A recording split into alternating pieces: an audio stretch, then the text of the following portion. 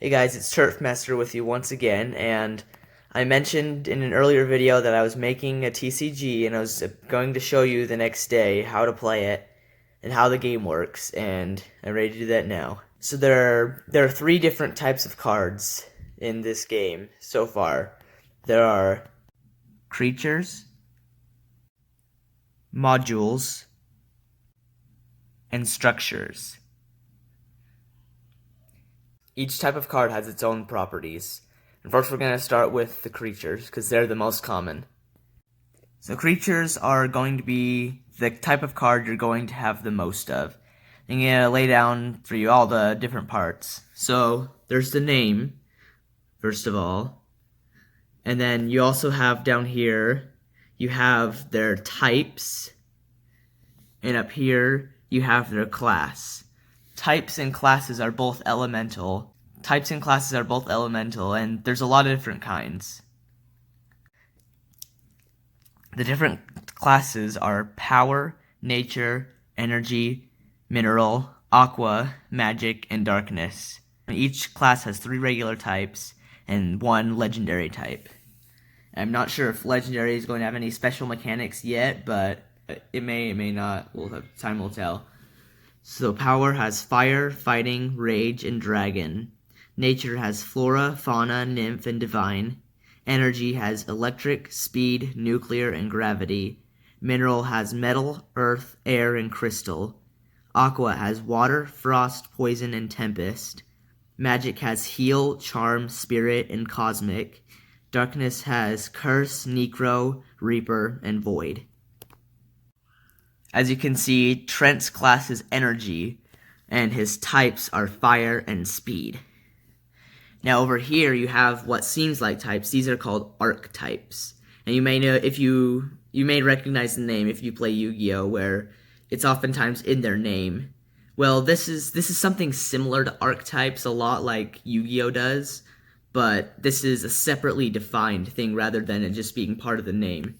This one, you'll just know their name based on the card effects, like this module says equip only to a fireworker, and it has a little picture in parentheses. So you know this is a fireworker monster or creature, sorry. And it's also, this archetype is Chameleon, but I haven't done anything with extra with those yet. And then below the picture, and special thanks to my little brother for designing these. He's really creative. Here you have an ability. Not all creatures will have an ability, but a lot of them will. Highly explosive. Upon death, deals 12 damage to all creatures within movement range. And that, I guess, brings us right into this right here. So this is played similar to a board game. If you ever played chess, then it's kind of similar. Each one has its own way of moving. And also Stratego it bears a little bit of resemblance to Stratego if you've ever played that. So this one, he can move forward, backward, left, and right. 1 space. And then you'll have their health. This is their HP. And then you'll have attack and defense. So attack does not determine the attack power of all attacks. And so if a card effect lowers or raises attack, it doesn't affect all attacks it doesn't affect any attacks directly. Though some, like this attack, uses its attack to determine attack power. Well, this one, Firework Launch, does a set amount of damage. And that one won't be increased or decreased unless a card explicitly says that it'll increase all attack or decrease all attack, or even the name of the attack. Then defense is, this has 0 defense, but if a creature has defense, once your creature gets attacked, the opponent's attack power of its attack minus the defense will equal how much damage you take.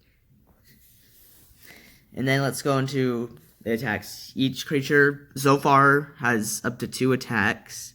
And each attack, as you can see, has its own type. Like Firework Shot is a speed attack. Firework Launch is a fire attack. You may notice also they have a range thing similar to the movement. All these X's are where the attack can hit. And then there's also a description here, like this one deals attack damage, so if it's attack is raised or lowered, that'll affect that.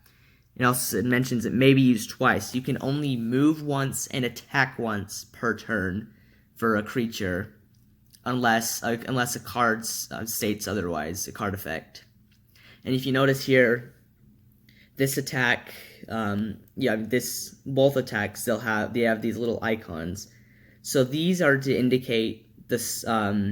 These are for certain other card effects. So there's whether it's a physical or special attack, or whether it makes contact or not. And I actually borrowed this. I mean, you'll see attack, defense, HP. That seems kind of based on the Pokemon TCG.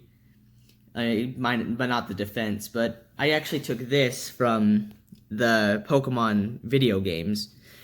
So you'll see physical attacks look kind of like that, and special will have a different icon. You can see whether it makes contact or not. And these will affect different cards. Certain electric type Pokemon have an ability called static, where they'll attackers that make contact could be paralyzed. It's going to be things like that. And then this one is interesting. So Firework Shot deals 10 damage, launches Trent 1 to 2 spaces away from hit. So this one, he actually moves and then it attacks. And it doesn't have to just go one direction. That's what this little turn arrow is. It means it can be rotated any direct, up, down, left, and right. I could have done something like this, but for this move, it was a little too complicated. So, and also you notice it has a cooldown. So once you use that, you can't use that attack the next turn. But you can use other attacks. You can move unless the move states otherwise, obviously. And you notice I'll be saying that a lot, but that's just kind of how TCGs work. I mean, especially with Yu-Gi-Oh, but sometimes in Pokemon too. Now, the next type of card we're going to look at is modules. So modules also have types, and they also have a class, and they also have an archetype. But this is mainly so you can find them with cards. Like some cards may let you search for a fireworker module or a fire type module. And then, so you equip only to a firework creature, it gains 2 attack. That's pretty straightforward. But then, also you'll notice it has a forge cost. So anytime you defeat creature, it'll drop a shard, and you'll look at how many types and classes it has. Well, you'll roll a die, or I don't know what you'll do for 1 for 3. I'll think of something, but you'll have it'll randomly drop one of these shards. And when you do that, if you defeat, say, a fire type creature, and an energy creature, then you can use those to forge this module, which you can then equip to a monster. Kind of like how you can equip energies and certain trainer cards to Pokemon, or equip spells in Yu-Gi-Oh.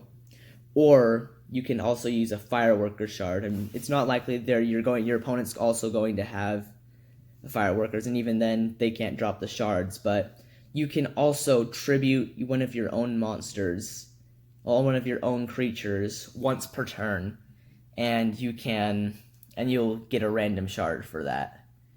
Or you can also get a shard for their archetype. Don't know if I'm good at explaining this, but if you have any questions, be sure to leave any in the comments section. And now there's one more type of card. This is a structure, and you may notice it's actually very similar to a monster, but it has a few key differences. So you'll see it has a type and archetype. It has a class, and you'll see attack and defense. Now above the HP, you'll see this little -2. This is actually the structures. I actually kind of more or less borrowed this from Clash Royale, where you can make buildings and you'll place them. They'll be able to have their own effects and attack and stuff. But then they'll also lose damage over time, lose HP over time. This is what that is. It loses 2 HP every turn, and that's not affected by defense. And you can see build materials. You need, this is also shards, so For this one, you need I guess I changed the name to ore from instead of metal. So remember, metal is ore. Remember, none of this is final, or at least not yet, anyway. So this one, you need 2 ore shards or 2 metal shards and 1 fire shard in order to build. And like I said, you can defeat opponents, monsters, or you can defeat opponents' creatures. You can tribute your own. Either way. But then this one has its own attack, and this one actually has splash damage.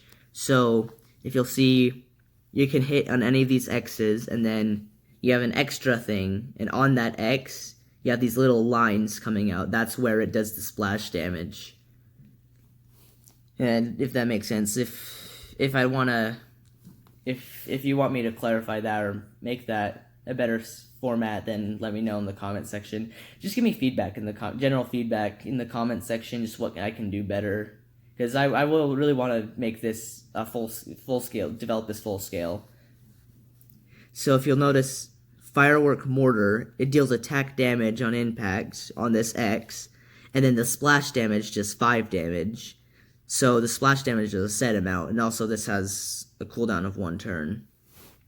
And then this one is interesting. So you'll see these black dots around it. Those are its targets. So you can target any creature and deal half of its remaining HP to that creature, and then make it move to any of those X's. And I kind of laid this out a little bit, but so you could. This is a really good defensive and control card. So if another creature gets close to it, like if you have a creature that doesn't have good range, it gets close to it to go attack it, then it can just launch them away. Or you can launch your own creatures and send them. They will be damaged, but you can send them into the fray sooner. And this could be good for cards like Trent. He's got long range, low attack, low HP, so he doesn't have much HP to lose. And then he can also his range plus however far you launch him, that could help with a lot of things. So you're probably wondering what the board's going to look like. It's not really going to be a board. I probably will make some mats, but it's going to be squares. Well, yeah, it's going to be a square pattern, obviously. And the size of the board, this is the interesting part. The size of the board is actually up to you. And I'm going to come up with a few different win conditions. Like, I'm thinking maybe if you conquer half the board, like if you have creatures on half the board, or if you defeat all your opponent's creatures, and also however many creatures you have in your deck, that's also going to be a condition. So I'm sure there will be like standards for tournaments if it gets big, maybe, but there's going to be a lot of different win conditions, a lot of different environments. So I think this could be a really good game, and a game with a lot of variety in it, not just with different decks like a TCG, but just the gameplay itself, where there's different conditions. I don't know, but anyway, I hope you liked this video. Let me know in the comments section what I did well explaining, what I need to explain better, or what I should do better in the actual game. Just give me feedback so I can make this game, really great for you guys, and I hope you have a good day.